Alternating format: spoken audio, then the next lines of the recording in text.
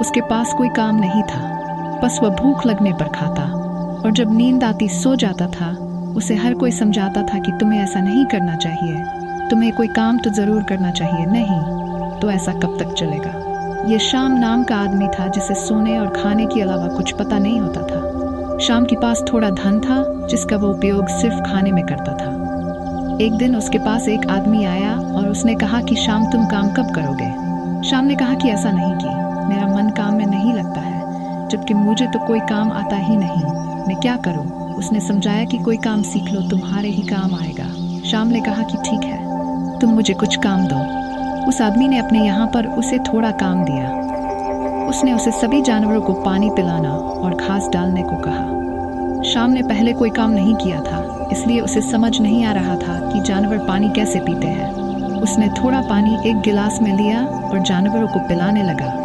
कोई भी जानवर पानी नहीं पी रहा था। श्याम ने सोचा कि शायद उन्हें प्यास नहीं लगी होगी। अब घास डालने को कहा था, पर घास कैसे कहते हैं ये जानवर, ये श्याम नहीं जानता था। उसने घास बहुत ही कम मात्रा में ली, जिसे वह थोड़ी ही खा सके। ये काम करके वह खाना खाकर फिर से सो गया था। सभी जानवर प्यासे चिल्लाने लगे। तभी वह आदमी भी आ गया था जिसने उसे काम दिया था। उसने श्याम से आकर पूछा कि पानी पिला दिया। श्याम ने कहा कि उन्हें प्यास नहीं थी।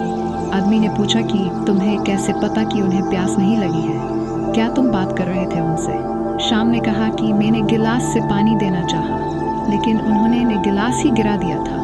अब आदमी को बहुत गुस्सा आ रहा था। उसने श्याम को वहाँ से भगा दिया था। श्याम अपने आप से बातें करता हुआ आ रहा था, जब प्यास ही नहीं लगी तो क्या मैं ज़बरदस्ती करूं, खुद कुछ पता नहीं है, मुझे काम देंगे, मुझे कोई ज़रूरत नहीं है किसी काम की। उसी समय एक साधु जी आ रहे थे।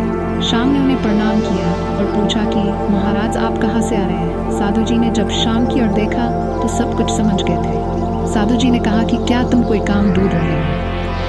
श्याम ने कहा कि आप तो सब जानते हैं। साधु जी ने कहा कि मेरे पास एक काम है जो तुम बखूबी कर सकते हो। श्याम ने पूछा कि वो कौन सा काम है। साधु जी ने कहा कि क्या तुम खाना बनाना जानते हो। श्याम ने कहा कि महाराज ये तो मैं रोज़ करता हूँ। साधु जी ने उसे अपने यहाँ पर बावर्ची रख लिया। उस दिन के बाद श्याम की नींद भी कम हो गई थी, क्योंकि उसे हर रोज़ सो साधु जी के लिए कहाँ बनाना था। अब नींद भी गई और उसे काम भी मिल गया।